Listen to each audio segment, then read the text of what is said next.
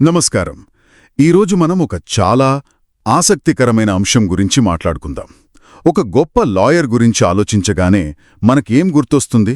బహుశా వాడివేడి వాదనలు, కోర్టు గదిలో ఆ నాటకీయత, ప్రత్యర్థులను మాటలతో చిత్తు చేసే పదునైన తెలివి.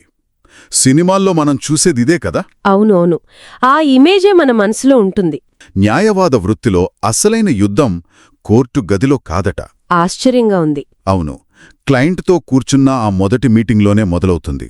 అక్కడే గెలుపుకు పునాది పడుతుందని. నిజమే, ఈ ఆలోచన చాలా ఆసక్తికరంగా ఉంది. ఎందుకంటే మనమెప్పుడు లాయర్ టెక్నికల్ స్కిల్స్ గురించే మాట్లాడుకుంటాం. అంటే చట్టం మీద ఎంత పట్టుంది, వాదించే తిరేమెంతుంది, ఇలాంటివి. కరెక్ట్. కానీ అసలు పునాది మానవ సంబంధాలు, ముఖ్యంగా క్లయింట్ను అర్థం చేసుకోవడంలోనే ఉందని. సరిగ్గా చెప్పారు.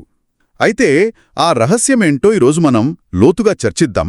అది క్లయింట్ అవసరాలను లోతుగా అర్థం చేసుకోవడం మరియు స్పష్టంగా సానుభూతితో కమ్యూనికేషన్ చేయడం. వినడానికి చాలా సింపుల్గా ఉంది. అవును, సింపుల్గా అనిపిస్తుంది. కాని దీన్ని ఆచరణలో పెట్టడమే అసలైన సవాలు. సరే, దీనిని విడమర్చి చూద్దాం. మొదటిది క్లయింట్ అవసరాలను అర్థం చేసుకోవడం. అంటే ఏంటి?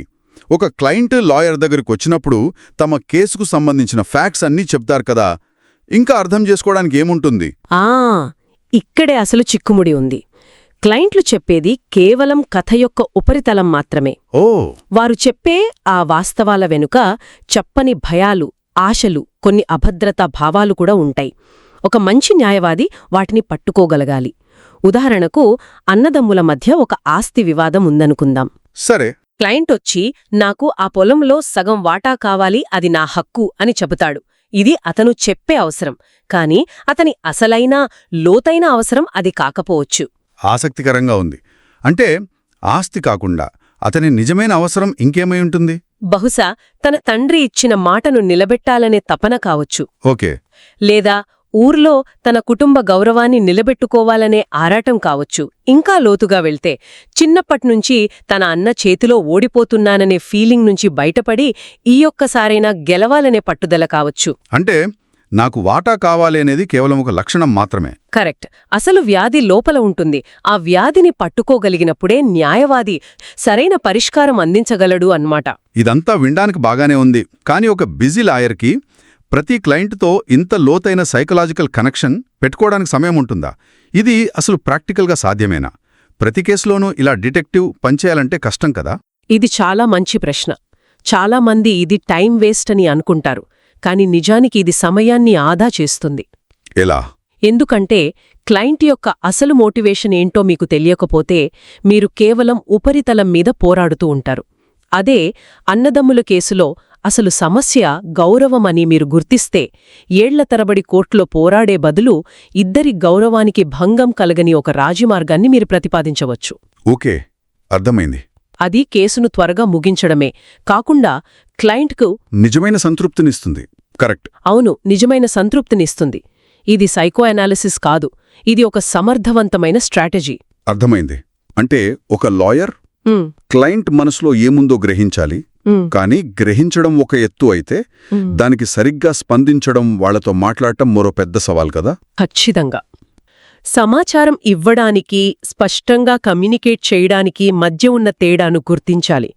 చాలామంది ఈ రెండు ఒకటే అనుకుంటారు, కాని కాదు.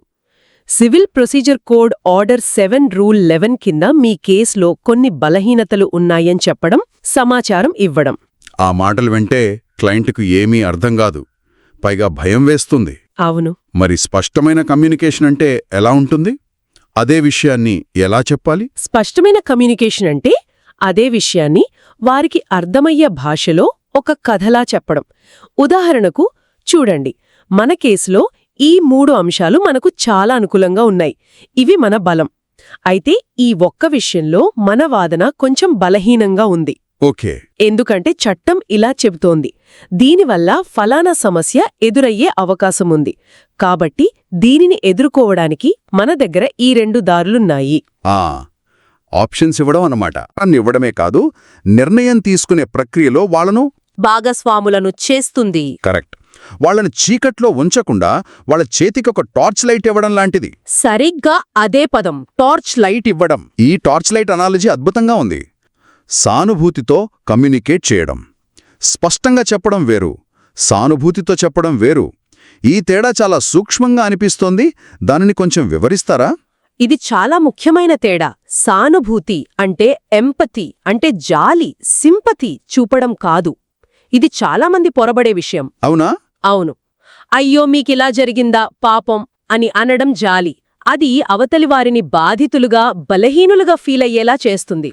కాని సానుభూతి అంటే వారి స్థానంలో మిమ్మల్ని మీరు ఊహించుకుని వారి భావోద్వేగాలను అర్థం చేసుకోవడానికి ప్రయత్నించడం. ఓకే.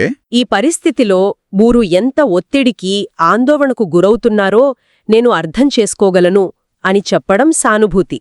కాని ఆ ప్రయాణంలో క్లయింట్ మానసికంగా కుంగిపోకుండా చూడటం కూడా న్యాయవాది బాధ్యతే.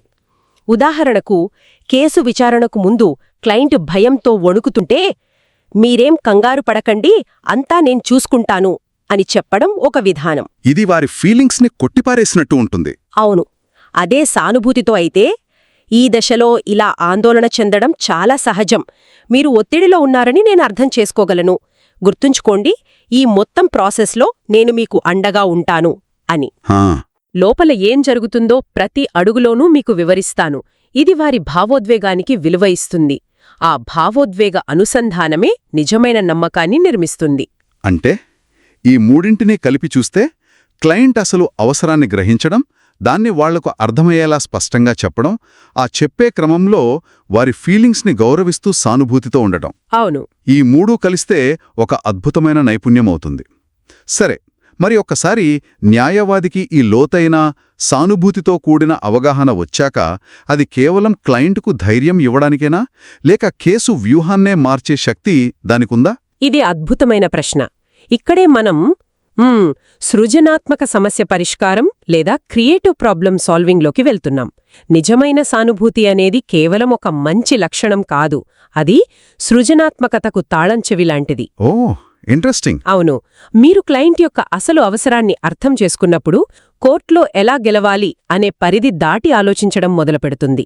ఒక ఉదాహరణతో వివరిస్తే బావుంటుంది. తప్పకుండా. ఇద్దరు పార్ట్నర్స్ కలిసి ప్రారంభించిన ఒక స్టార్టప్లో వివాదం వచ్చిందనుకుందాం. సరే. మీ క్లయింట్ వచ్చి, నా పార్ట్నర్ మోసం చేశాడు, నన్ను బయటకు పంపాలని చూస్తున్నాడు, అతని మీద కేసు వేసి నాకు నష్టపరిహారం ఇప్పించండి అని అడుగుతాడు. ఇది సాధారణంగా జరిగేదే. అవును. కాని సానుభూతితో మీరు మాట్లాడినప్పుడు అతని అసలు భయం డబ్బు పోతుందని కాదు, తాను కష్టపడి కట్టిన కంపెనీ పేరు చెడిపోతుందని, ఇండస్ట్రీలో తన పరువు పోతుందని మీకు అర్థమవుతుంది. అంటే అసలు కోరిక వేరే ఉందన్నమాట. కరెక్ట్.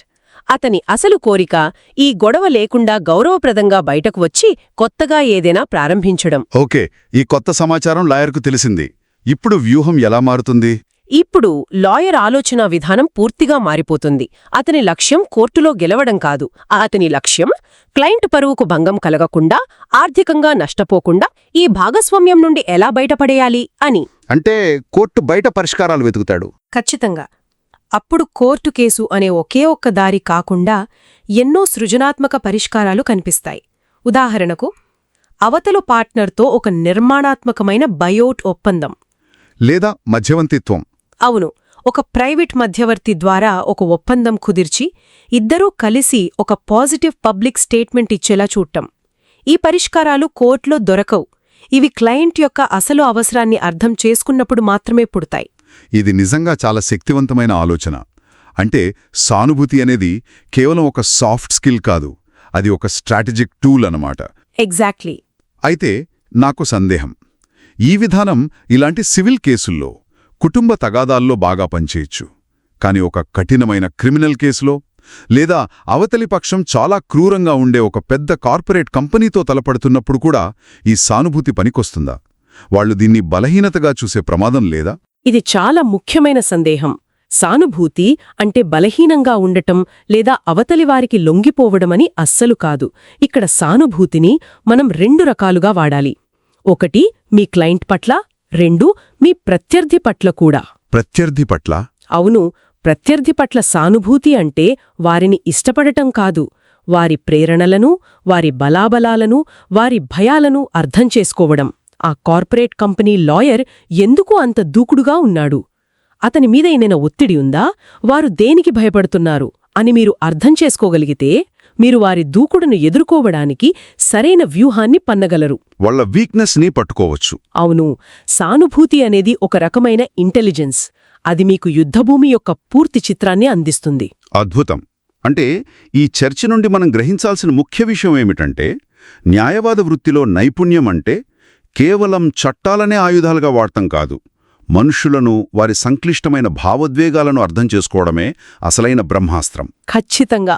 సానుభూతి అనే పునాది మీద స్పష్టమైన కమ్యూనికేషన్ అనే స్తంభాలతో సృజనాత్మక పరిష్కారమనే గమ్యాన్ని చేరుకోవాలి. సరిగ్గా చెప్పారు. క్లయింట్ను ఒక కేసు ఫైల్ నంబర్గా కాకుండా ఒక కథ, కష్టాలు, ఆశలు ఉన్న ఒక సంపూర్ణ మనిషిగా చూసినప్పుడు మాత్రమే ఇది సాధ్యమవుతుంది. అంతిమంగా న్యాయవాద వృత్తి నమ్మకం మీద ఆధారపడి ఉంటుంది. కేసు గెలిచినా, ఓడినా నా న్యాయవాది నా కోసం తన శాయశక్తులా పోరాడారు, నన్ను అర్థం చేసుకున్నారు అనే నమ్మకాన్ని క్లయింట్లో కలిగించగలిగితే అదే నిజమైన విజయం.